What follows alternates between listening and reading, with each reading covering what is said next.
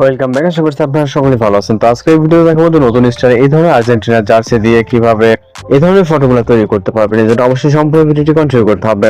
তো এগুলো তৈরি করার জন্য আমাদের জিমিনি অ্যাপ্লিকেশনটিকে ওপেন করতে হবে। আমরা আমাদের ফোন থেকে গুগল জিমিনি অ্যাপ্লিকেশনটিকে ওপেন করব। এটি প্লে স্টোরে পেয়ে যাবেন, এখান থেকে আপনি খুব সহজেই ইনস্টল করে ওপেন করতে পারবেন। এরপর এরকম ইন্টারফেস দেখতে পাবেন। এখান থেকে আপনি প্লাস আইকনে ক্লিক করে ফটোস অপশন অথবা আপনার ফটোস থেকে গ্যালারিতে চলে যাবেন। যাওয়ার পরে এখান থেকে একটি ফটো সিলেক্ট করবেন যেটাতে ফেস ক্লিয়ারলি বোঝা যায় এবং ক্লোজ থাকে।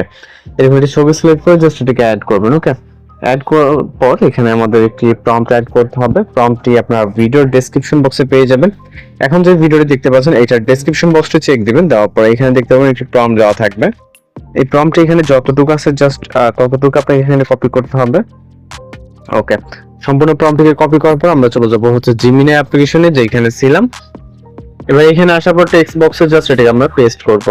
এরপর এখান থেকে আমাদের সেন্ড বাটনে ক্লিক করে দেন অপেক্ষা করতে হবে। সর্বোচ্চ গেলে 20 সেকেন্ডের মতো সময় লাগবে একটি ফটো জেনারেট হতে।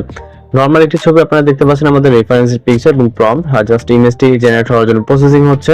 ওকে, আমাদের ফটো কিন্তু জেনারেট হয়ে জাস্ট দেখতে পাচ্ছেন অসাধারণ একটি ফটো। ভিউ করে এখান থেকে সেভ অপশনে ক্লিক করবেন, তাহলে পিকচারটি সেভ হয়ে যাবে। ওকে, একই এতে আপনি চাইলে আপনার ফ্রেন্ড সার্কেল বা যে কোনো কারো ছবি দেখে এই ধরনের ফটোগুলো জেনারেট করতে পারেন।